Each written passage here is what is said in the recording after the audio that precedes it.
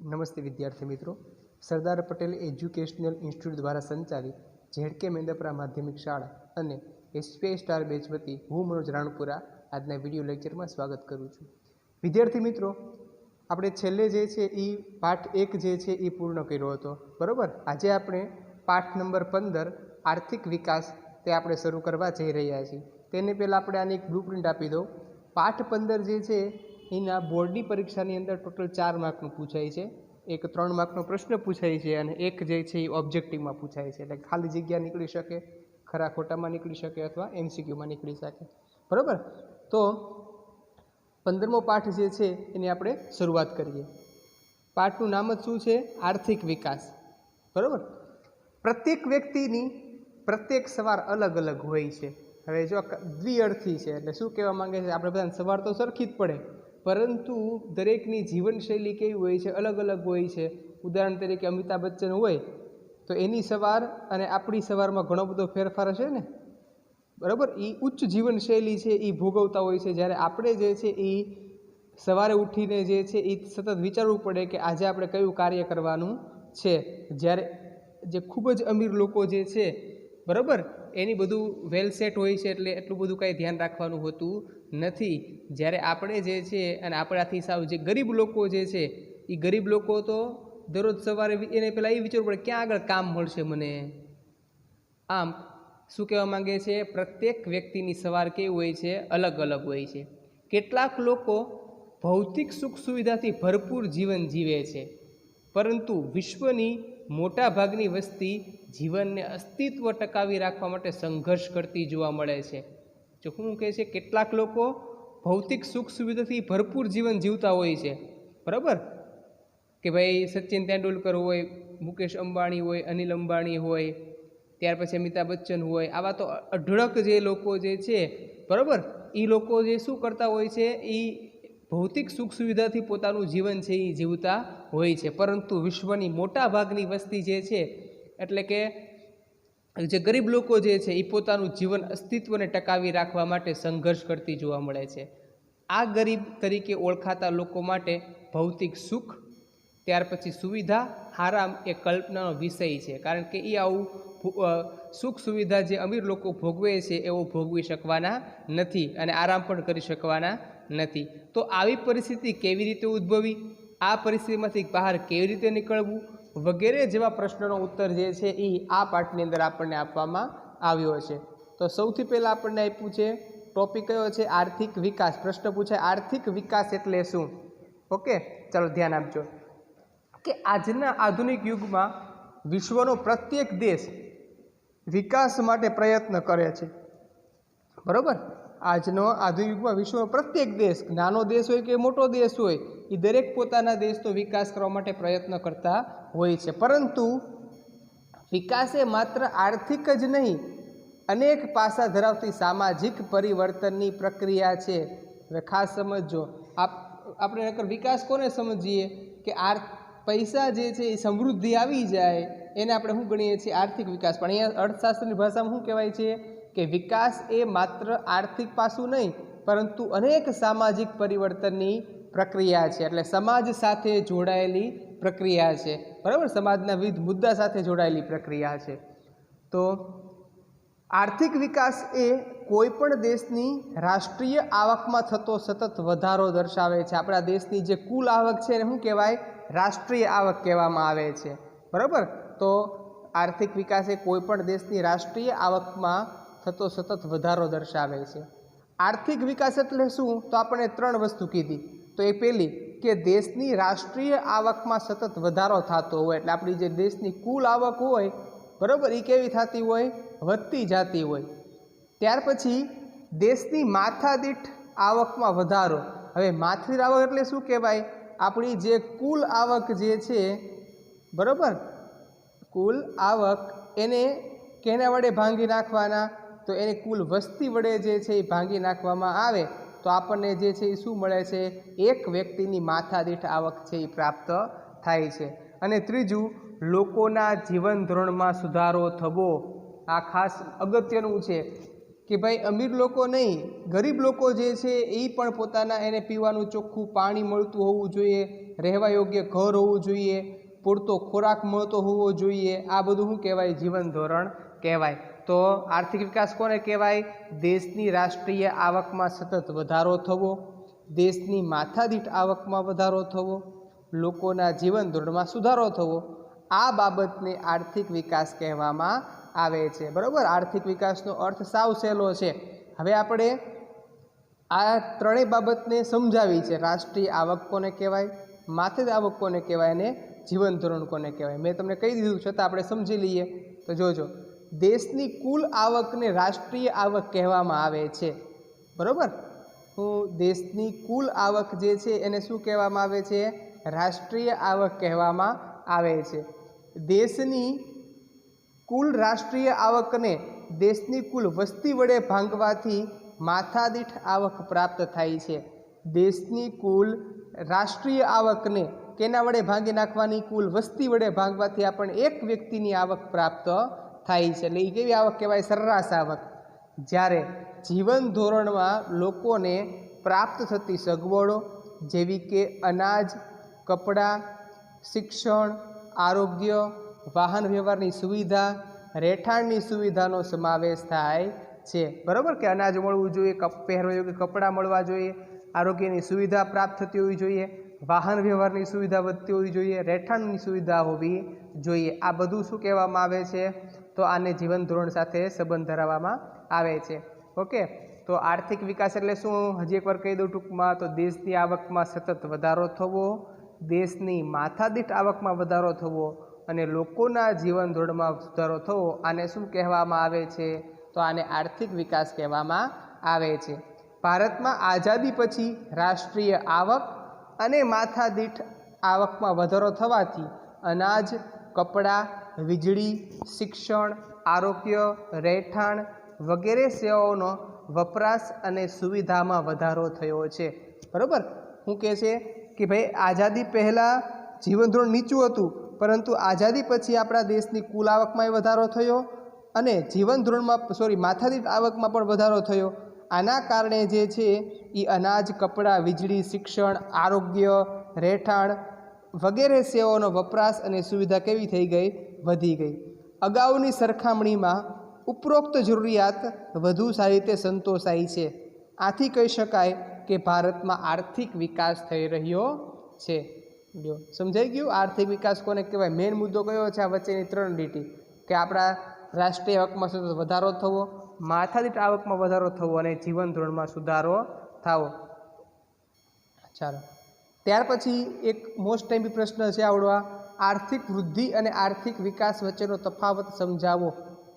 આર્થિક વૃદ્ધિ અને આર્થિક વિકાસ વચ્ચેનો તફાવત સમજાવો. બરાબર? આ તમને જે છે એ 3 માર્કમાં પ્રશ્ન પૂછાઈ શકે. ચલો ધ્યાન આપજો. સામાન્ય રીતે આર્થિક વૃદ્ધિ અને આર્થિક વિકાસ બંને શબ્દો વધારો દર્શાવે છે, પરંતુ બંને વચ્ચે કેટલાક તફાવત જોવા મળે છે, જે નીચે મુજબ છે. બે આવે છે વધારો જ તે, પણ બે વચ્ચે પાતળી શું છે? ભેદરેખા છે. તો સૌથી પહેલાં આપણને કેના આધારે સમજાવે છે? વિકાસ પ્રક્રિયાના આધારે. આર્થિક વિકાસ એ ગુણાત્મક અને આર્થિક વૃદ્ધિ એ પરિમાણાત્મક છે. બરાબર? આર્થિક વૃદ્ધિ શું દર્શાવે? આર્થિક વિકાસ શું કહે છે? ગુણાત્મક છે. એટલે કે ભાઈ જીવન ધોરણ સાથે સંબંધ ધરાવે છે, અને આર્થિક વૃદ્ધિ એ પરિણામાત્મક એટલે કે ઉત્પાદન સાથે સંબંધ ધરાવે છે. આર્થિક વિકાસ એ પ્રથમ અવસ્થા છે. એટલે સૌથી પહેલાં શું થાય છે?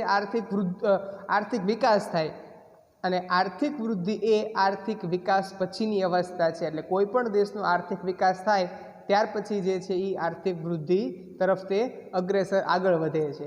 બરાબર? એટલે કે ભાઈ વિવિધ પ્રકારના યંત્રો ને બધું વધી જાય, તો એના કારણે શું થઈ જશે? તો પહેલાં યંત્રોનું ઉત્પાદન વધારવું પડશે. યંત્રોનું જો ઉત્પાદન સારું થશે તો એમાંથી મોટું ઉત્પાદન કેવું થઈ જવાનું છે? વધી જવાનું છે. એટલે આર્થિક વૃદ્ધિ ત્યાર પછીની પ્રક્રિયા છે. ઓકે, તો વિકાસ પ્રક્રિયાના આધારે એટલું સમજ્યા. આર્થિક વિકાસ એ ગુણાત્મક, જ્યારે આર્થિક વૃદ્ધિ તે પરિણામાત્મક છે, અને આર્થિક વિકાસ એ પ્રથમ અવસ્થા છે, જ્યારે આર્થિક વૃદ્ધિ એ આર્થિક વિકાસ પછીની અવસ્થા છે. ત્યાર પછી બીજો મુદ્દો આપણને પહેલાં શું કીધું, વિકાસ પ્રક્રિયાના આધારે સમજાવ્યું. હવે શું કહે છે, અર્થતંત્રમાં થતા પરિવર્તનના આધારે, અર્થતંત્રમાં થતા નવા સંશોધનના આધારે ઉત્પાદનમાં થતો વધારો એ આર્થિક વિકાસ છે. હમણાં મેં વાત કરી બરાબર કે આપણા અર્થતંત્ર છે તેની અંદર નવા સંશોધનના આધારે જે ઉત્પાદનમાં થતો વધારો શું કહેવાય, આર્થિક વિકાસ. દાખલા તરીકે જો ખેતી ક્ષેત્રમાં ઘઉં, ડાંગર જેવા પાકના નવા બિયારણની શોધ થઈ, એના કારણે ઉત્પાદન અનેક ગણું કેવું થઈ ગયું, વધી ગયું. તો આ શું કહેવાય, આર્થિક વિકાસ કહેવાય. બરાબર કે હાલો ભાઈ, પહેલાં જે છે એ બધું હાથ વડે કામ કરવામાં આવતું હતું, પણ યંત્રો આવી ગયા, યંત્રોના કારણે ઉત્પાદન વધી ગયું. તો આ શું કહેવાય, આર્થિક વિકાસ કહેવાય. બીજી બાજુ ખેડાણ લાયક જમીનમાં વધારો થવાથી ખેતી લાયક ઉત્પાદનમાં વધારો થતાં તે આર્થિક વૃદ્ધિ કહેવામાં આવે છે. ટૂંકમાં હજી તમને કહી દઉં કે જો અહીંયા શું કહે છે, ઉત્પાદનમાં વધારો શબ્દ આવે ને એટલે એ શું કહેવાય, આર્થિક વૃદ્ધિમાં ગણવામાં આવે. બરાબર, જ્યારે અહીંયા શું કહેવા માંગે છે કે ઉત્પાદનમાં વધારો થાય જ છે, પણ સાથે સાથે લોકોના જીવન ધોરણમાં પણ શું થાય છે, સુધારો થાય છે. બરાબર, અને ટેકનોલોજીમાં પણ સુધારો આવે છે. આને શું કહેવામાં આવે છે, આર્થિક વિકાસ કહેવામાં આવે છે. તો ફરી વખત, અર્થતંત્રમાં થતા પરિવર્તનના આધારે શું તફાવત પડે છે કે અર્થતંત્રમાં થતા નવા સંશોધનોના આધારે ઉત્પાદનમાં થતો વધારો એ આર્થિક વિકાસ છે. બરાબર, ઉત્પાદનમાં જે વધારો થાય એ શું છે, આર્થિક વિકાસ. પણ કેના આધારે, નવા સંશોધનના આધારે.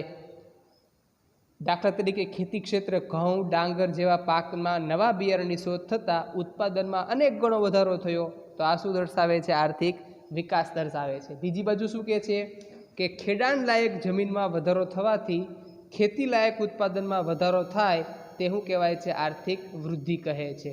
ઓકે, ત્યાર પછી વિકસિત અને વિકાસશીલ દેશોના સંદર્ભમાં 3 મુદ્દા પડે છે. બરાબર, એમાં છેલ્લો મુદ્દો કયો છે, વિકસિત દેશ જે છે એ કોને આર્થિક વિકાસ ગણે છે અને વિકાસશીલ દેશ કોને ગણે છે. તો સમજો, વિકસિત અને વિકાસશીલ દેશોના સંદર્ભમાં પણ બંને વચ્ચે તફાવત જોવા મળે છે. વિકસિત દેશોની રાષ્ટ્રીય આવકમાં થતો વધારો એ આર્થિક વૃદ્ધિ કહેવાય છે, કારણ કે એ પ્રદેશમાં આર્થિક વિકાસ થઈ ગયો છે. એટલે હવે એ શું કરી, જે આર્થિક વૃદ્ધિ કરે છે, એટલે ખાસ સમજો એ શું સમજે છે, વિકસિત દેશોની જે રાષ્ટ્રીય આવકમાં વધારો થાય, થતો વધારો એ શું કહેવાય છે, આર્થિક વૃદ્ધિ કહેવાય છે. જ્યારે વિકાસશીલ દેશોની રાષ્ટ્રીય આવકમાં થતો વધારો એ આર્થિક વિકાસ કહેવામાં આવે છે. સમજાઈ ગયું બંને વાત?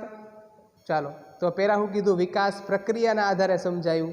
ત્યાર પછી અર્થતંત્રમાં થતા પરિવર્તનના આધારે સમજાયું. છેલ્લો મુદ્દો વિકસિત અને વિકાસશીલ દેશોના સંદર્ભમાં. એ શું કહે છે કે ભાઈ, વિકસિત દેશોની રાષ્ટ્રીય આવકમાં જે વધારો થાય તેની આર્થિક વૃદ્ધિ ગણે છે, જ્યારે વિકાસશીલ દેશોની રાષ્ટ્રીય આવકમાં થતો વધારો એ આર્થિક વિકાસ કહેવાય છે. ઓકે, તો સૌથી પહેલાં આપણે કયું સમજ્યા, આર્થિક વિકાસ એટલે શું. પછી બીજો પ્રશ્ન, આર્થિક વૃદ્ધિ અને આર્થિક વિકાસ વચ્ચેનો તફાવત સમજાવો. એમાં કઈ રીતે તફાવત પડવાના છે, વિકાસ પ્રક્રિયાના આધારે, અર્થતંત્રમાં થતા પરિવર્તનના આધારે, વિકસિત અને વિકાસશીલ દેશોના સંદર્ભમાં. ચાલો, ત્યાર પછી આ મોસ્ટ ટાઈમી પ્રશ્ન છે, આ પણ પૂછાય કે વિકાસશીલ અર્થતંત્રના લક્ષણો સમજાવો, કોઈ પણ 4 અથવા કોઈ પણ 3. બરાબર, આવી રીતે જે છે એ તમને પ્રશ્ન પૂછાય 3 માર્કની અંદર, અને મોસ્ટ ટાઈમી પ્રશ્ન છે. ચાલો ધ્યાન આપજો. વિકસિત અર્થતંત્ર અને વિકાસશીલ કોને કહેવાય? બરાબર, પણ આપણે શું ધ્યાન રાખવાનું છે, વિકાસશીલનું સમજાવેલું છે. તો વિકસિત અર્થતંત્ર અને વિકાસશીલ અર્થતંત્ર માથાદીઠ આવકના આધારે અલગ પાડવામાં આવે છે. MCQમાં પૂછાય, ખાસ યાદ રાખજો કે વિકસિત અને વિકાસશીલ દેશ, આ ભેદરેખા જે છે કેના આધારે પાડવામાં આવે છે, તો માથાદીઠ આવકના આધારે પાડવામાં આવે છે. વિશ્વ બેંકના 2004ના વિશ્વ અહેવાલમાં શું કીધું કે 735થી ઓછી માથાદીઠ આવક ધરાવતા દેશને વિકાસશીલ અર્થતંત્ર તરીકે ઓળખવામાં આવે છે. આ સમજાઈ ગયું? કોને કહેવાય કે જે દેશની માથાદીઠ આવક 735 અમેરિકન ડોલરથી વધુ છે એને વિકસિત કહેવાય.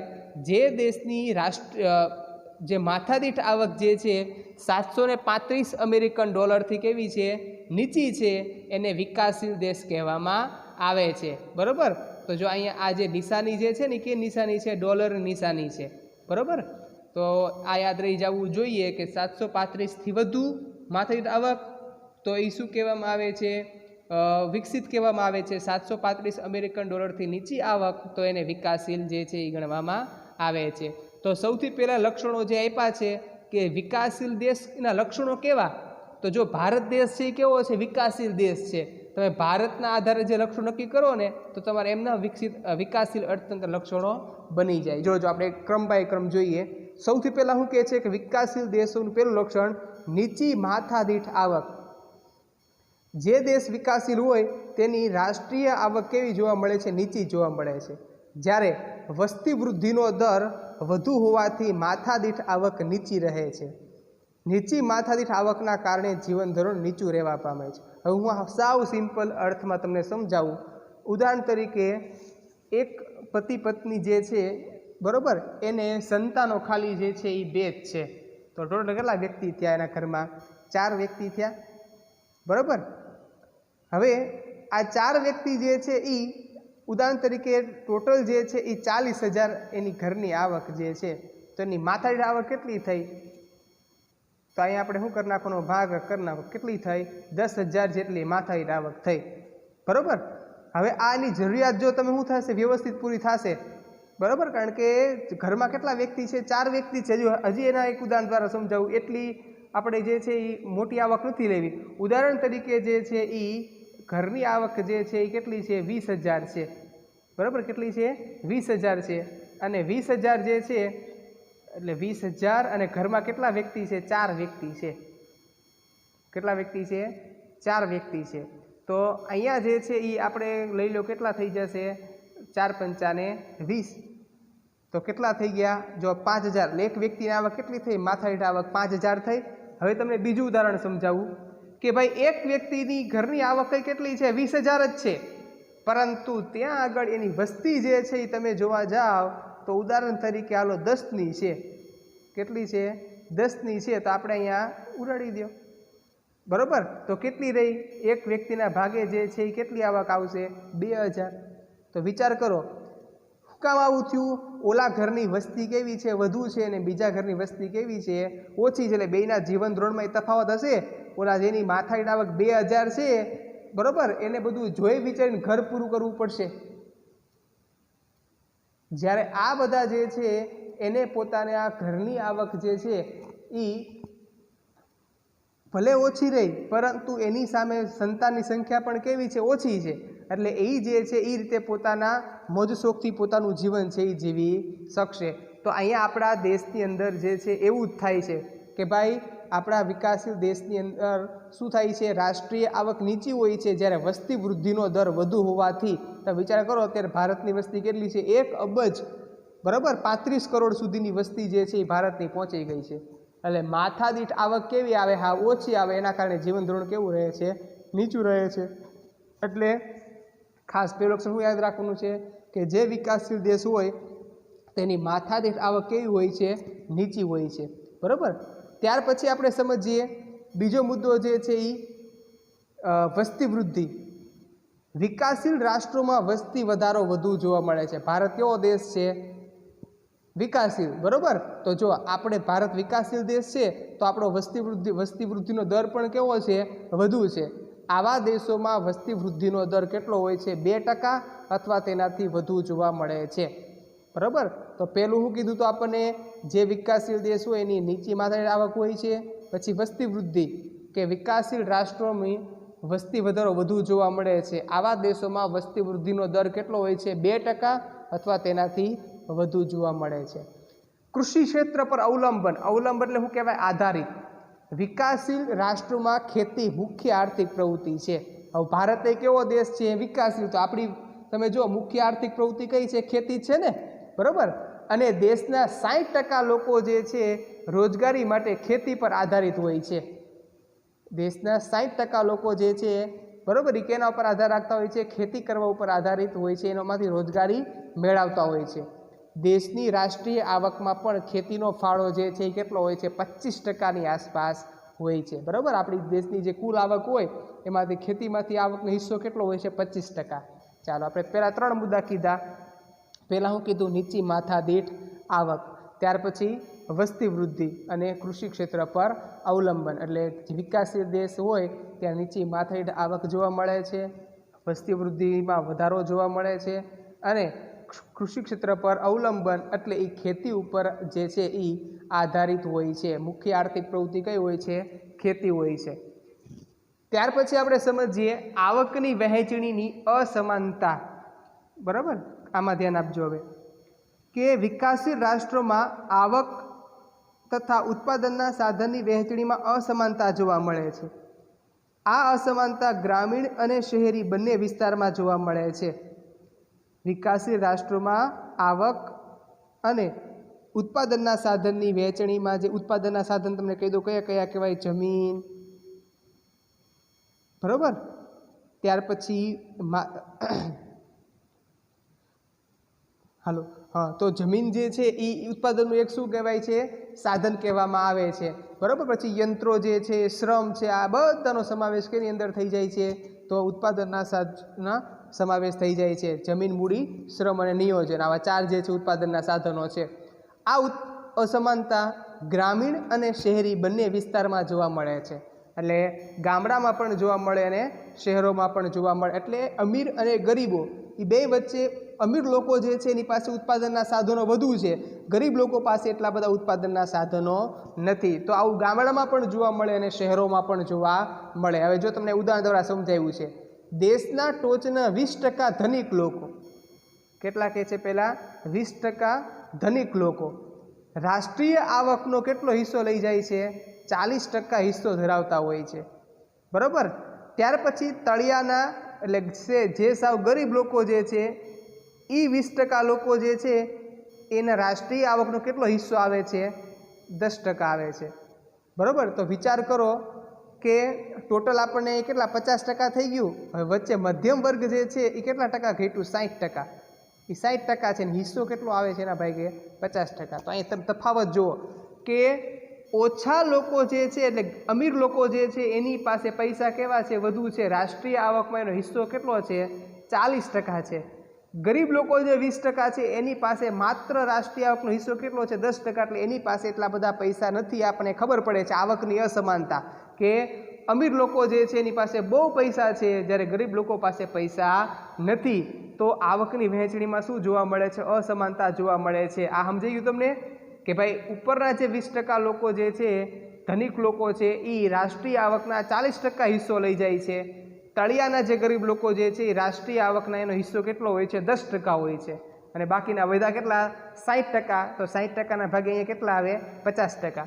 તો અહીંયા જો ઉદાહરણ આપ્યું છે અહીંયા કે દેશના ટોચના 20% ધનિક લોકો રાષ્ટ્રીય આવકનો 40% હિસ્સો ધરાવતા હોય, જ્યારે તળિયાના એટલે ગરીબ લોકો જે 20% લોકો જે છે એ રાષ્ટ્રીય આવકનો 10% હિસ્સો ધરાવતા હોય. આમ વિકાસશીલ રાષ્ટ્રમાં આવક અને સંપત્તિનું કેન્દ્રીકરણ ધનિક લોકોના હાથમાં થયેલું જોવા મળે છે. બરાબર. તો પહેલું લક્ષણ આપણે કયું સમજ્યા? નીચી માથાદીઠ આવક, ત્યાર પછી વસ્તી વૃદ્ધિ, ત્યારબાદ કૃષિ ક્ષેત્ર પર અવલંબન અને ચોથું આવકની વહેંચણીની અસમાનતા.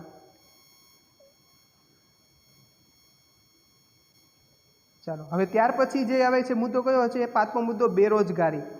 બરાબર. બેરોજગારી એ વિકાસશીલ દેશોનું મહત્વનું લક્ષણ ગણી શકાય. આ દેશોમાં બેરોજગારીનું પ્રમાણ કુલ શ્રમિકોના 3% જેટલું હોય છે. એટલે બેરોજગારી દર કેટલો જોવા મળે છે? 3% જે છે એ જોવા મળે છે. આ દેશોમાં બેરોજગારી જે છે એ જુદા જુદા સ્વરૂપે જોવા મળે છે, જેવી કે મોસમી બેરોજગારી. મોસમી બેરોજગારી કેવી કહેવાય?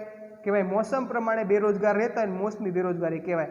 ભારતમાં તમે જો ખેડૂતો જે છે એ કાંઈ 12 માસ ખેતી, મોટાભાગના ખેડૂતો 12 માસ ખેતી કરી શકતા નથી. ચોમાસામાં શિયાળામાં ખેતી કરે અને ઉનાળામાં જે છે ને કાંઈ કામ મળતું નથી, તો ઉનાળામાં સમયમાં 3-4 મહિના એ કેવા રહે છે? બેરોજગાર રહે છે. આવી બેરોજગારી કેવી કહેવાય? મોસમી બેરોજગારી. ત્યાર પછી છુપી બેરોજગારી. છુપી એટલે પ્રચ્છન્ન બેરોજગારી કહેવાય. આપણને લાગે જે છે એ કામ કરે છે એવું લાગે, પરંતુ એનો કાંઈ હિસ્સો હોતો નથી ઉત્પાદનની અંદર. એટલે આવી બેરોજગારી કેવી કહેવાય? છુપી બેરોજગારી કહેવાય. અને ત્યાર પછી આવે છે ઔદ્યોગિક બેરોજગારી.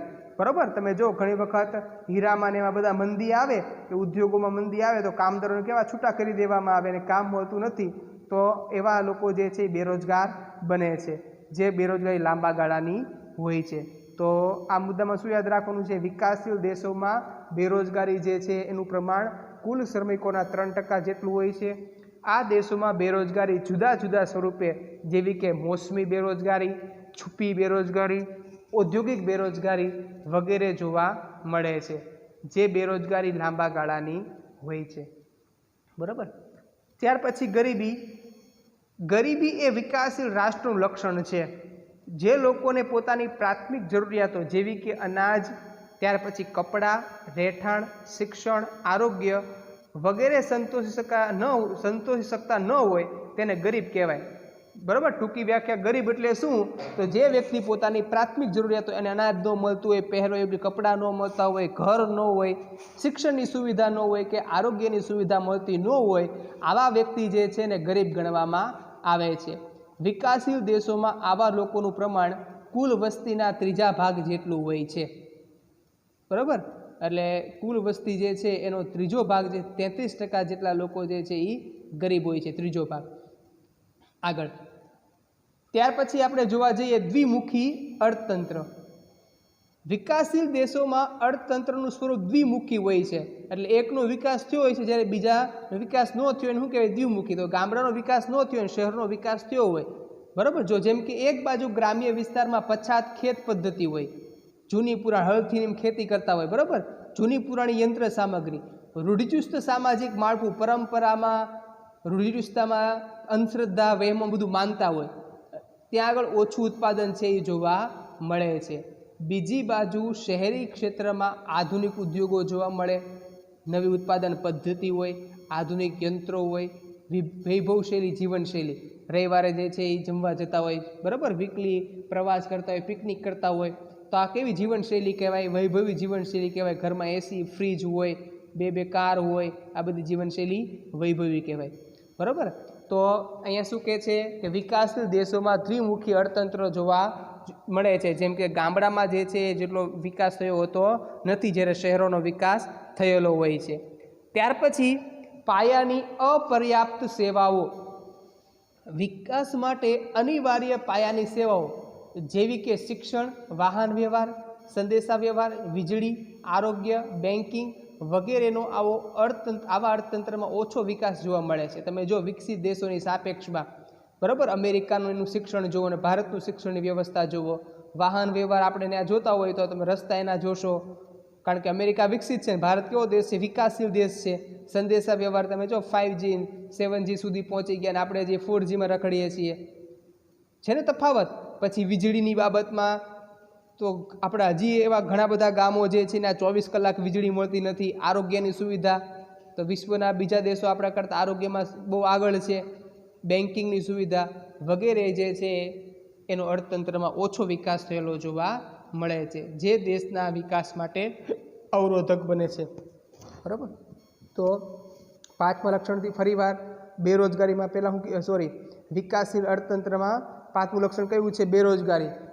કે ભાઈ વિકાસશીલ દેશોમાં 3% કરતાં વધુ બેરોજગારીનો દર હોય છે। જુદા જુદા સ્વરૂપની મોસમી, પ્રચ્છન્ન, ઔદ્યોગિક બેરોજગારી જોવા મળે છે। ત્યાર પછી શું કહે છે? ગરીબી। ગરીબી એ પણ વિકાસશીલ રાષ્ટ્રનું લક્ષણ છે। ગરીબ કોને કહેવાય? કે જે વ્યક્તિની પ્રાથમિક જરૂરિયાતો શિક્ષણ, રહેઠાણ, પોશાક, અનાજ, આરોગ્યની સુવિધા ન હોય એને ગરીબ ગણવામાં આવે છે। એનું પ્રમાણ કેટલું હોય છે? કુલ વસ્તીના 3 ભાગ જેટલું હોય છે, 33% કરતાં વધુ। દ્વિમુખી અર્થતંત્ર।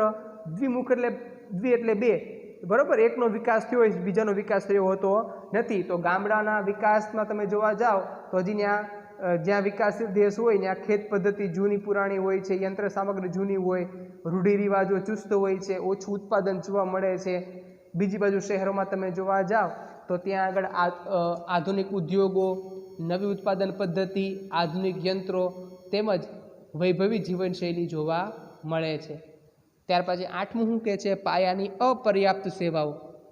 તો એમાં શું કહેવા માંગે છે કે વિકાસ માટે અનિવાર્ય પાયાની સેવા જેવી કે શિક્ષણ, વાહન વ્યવહાર, સંદેશા વ્યવહાર, વીજળી, આરોગ્ય, બેન્કિંગ વગેરેનો આવા અર્થતંત્રમાં ઓછો વિકાસ જોવા મળે છે, જે દેશના વિકાસ માટે અવરોધક બને છે। ત્યાર પછી છેલ્લું લક્ષણ આંતરરાષ્ટ્રીય વ્યાપારનું સ્વરૂપ. વિકસિત દેશો કેનો વ્યાપાર કરે છે અને વિકાસશીલ દેશો કેનો વ્યાપાર કરે છે. બરાબર કે વિકાસશીલ દેશોમાં વિદેશ વ્યાપારનું સ્વરૂપ અને માળખું અલગ જોવા મળે છે. વિકાસશીલ દેશોમાં જેમ કે જો આ દેશો એટલે વિકાસશીલ દેશો શું કરતા હોય છે, મુખ્યત્વે કૃષિની પેદાશો અને બગીચાની પેદાશો તેમજ કાચી ધાતુઓની નિકાસ કરે છે. બરાબર, લોખંડ હોય તો એની જે કાચી ધાતુ હોય તો આપણે તૈયાર યંત્રો નથી બનાવતા, પણ આપણે કાચી ધાતુની શું કરતા હોઈએ છીએ, નિકાસ કરતા હોઈએ છીએ. બરાબર, તો ફરીવાર વિકાસશીલ દેશો કેની નિકાસ કરે છે, કૃષિની પેદાશો, બગીચાની પેદાશો તેમજ કાચી ધાતુઓની નિકાસ કરતા હોય છે. આ પ્રકારની નિકાસની માંગ ઓછી હોય છે અને ભાવો પણ કેવા હોય છે, નીચા હોય છે. બરાબર, ઉદાહરણ તરીકે તમે લોખંડ એમના મોકલી દીધું, તેને એટલા બધા પૈસા નથી, પણ એ લોખંડમાંથી કોઈ યંત્ર બનીને આવે તો એના પૈસા કેવા થઈ જાય, વધી જાય છે ને. તો આપણે શું કરીએ છીએ, અથવા વિકાસશીલ દેશ શું કરે છે કે જેની માંગ ઓછી છે, જેના ભાવ ઓછા મળે છે, એવા ચીજવસ્તુ નિકાસ કરે છે, જેથી નિકાસમાં કમાણી ઓછી હોય છે. નિકાસ કોને કંઈ ખબર હોવી જોઈએ પાછી, આપણા દેશમાં જે વસ્તુનું ઉત્પાદન વધુ થાય અને બીજા દેશને વહેંચવામાં આવે ને એને શું કહેવાય, નિકાસ કહેવાય. તો આયાત કોને કહેવાય, આપણા દેશમાં જે વસ્તુનું ઉત્પાદન ઓછું થતું હોય અને આપણે બીજા દેશમાંથી મંગાવીએ, બરાબર, એને શું કહેવામાં આવે છે, આયાત કહેવામાં આવે છે. તો અહીંયા શું કીધું, આપણે કેની આપણે નિકાસ કરીએ છીએ, કૃષિ પેદાશો, બગીચાની પેદાશોની અને કાચી ધાતુ નિકાસ કરીએ છીએ. આના પૈસા કેવા મળે છે, ઓછા મળે છે. જ્યારે આપણે આયાતો ઔદ્યોગિક પેદાશો અને યંત્ર સામગ્રીની હોય છે. આ વસ્તુઓના ભાવો વધુ હોવાથી આયાત પાછળ ખર્ચ કેવો થઈ જાય, વધી જાય, એટલે પૈસા આપણે વધુ દેવા પડે, નિકાસમાં પૈસા કેવા મળે, ઓછા મળે. આમ વિકાસશીલ રાષ્ટ્રો માટે વિદેશ વ્યાપારની શરતો પ્રતિકૂળ હોવાથી દેશ ઉપર વિદેશી દેવું કેવું થાય છે, વધતું જાય છે. બરાબર, દેવું નિકાસ આપણે ઓછી થાય અને આયાત વધુ થાય એટલે દેવું કેવું થાય, વધી જાય. આમ વિકાસશીલ દેશોમાં મુખ્યત્વે ઉપર મુજબના લક્ષણો જોવા મળે છે. બરાબર, ભારત વિકાસશીલ રાષ્ટ્ર હોવાથી ઉપરના લક્ષણો વધતે ઓછા, અમુક લક્ષણો વધુ લાગુ પડે છે, અમુક ઓછા લાગુ પડે છે. ચાલો, તો વિદ્યાર્થી મિત્રો, આજના લેક્ચરની અંદર આપણે સૌથી પહેલાં આર્થિક વિકાસ કોને કહેવાય તે સમજ્યા. ત્યાર પછી આર્થિક વૃદ્ધિ અને આર્થિક વિકાસ વચ્ચેનો તફાવત તે સમજ્યા. અને છેલ્લે વિકાસશીલ અર્થતંત્રના લક્ષણો હું 9 બોલી જાઉં છું એક વખત. બરાબર, એટલે ખાસ ધ્યાન રાખજો. નીચી માથાદીઠ જે છે એ આવક, વસ્તી વૃદ્ધિ, કૃષિ ક્ષેત્ર પર અવલંબન અને આવકની વહેંચણીની અસમાનતા. ત્યાર પછી કયું પાંચમું લક્ષણ છે, બેરોજગારી, ગરીબી, દ્વિમુખી અર્થતંત્ર, પાયાની અપર્યાપ્ત સેવાઓ. અને છેલ્લું 9મું લક્ષણ કયું છે, તો એની અંદર આવે છે આંતરરાષ્ટ્રીય વ્યાપારનું સ્વરૂપ. તો આજના વિડીયો લેક્ચરમાં આપણે આજે આટલું ભણ્યા. વિદ્યાર્થી મિત્રો, વ્યવસ્થિત જે છે આ વિડીયો જે છે એ 2 થી 3 વખત જે છે એ જોઈ લેજો, જેથી પૂરેપૂરું તમને સમજાઈ જાય. બરાબર, આમાં ખાસ આર્થિક વિકાસ અને બીજો પ્રશ્ન, આમ ટોટલ 3 પ્રશ્નો ભણ્યા. એમાં વિકાસશીલ અર્થતંત્રના લક્ષણો અને બીજું કયું કીધું કે આવડા જે આર્થિક વૃદ્ધિ અને આર્થિક વિકાસ વચ્ચેનો જે તફાવત જે છે, આ 2 પ્રશ્ન મોસ્ટ ટાઈમપી છે, વ્યવસ્થિત છે એ કરી નાખજો. બરાબર, ચાલો, તો ત્યાર પછીનો જે ટોપિક જે આવે છે એ હવે પછીના લેક્ચરમાં આપણે સમજશું. ઓકે, અસ્તુ, આભાર.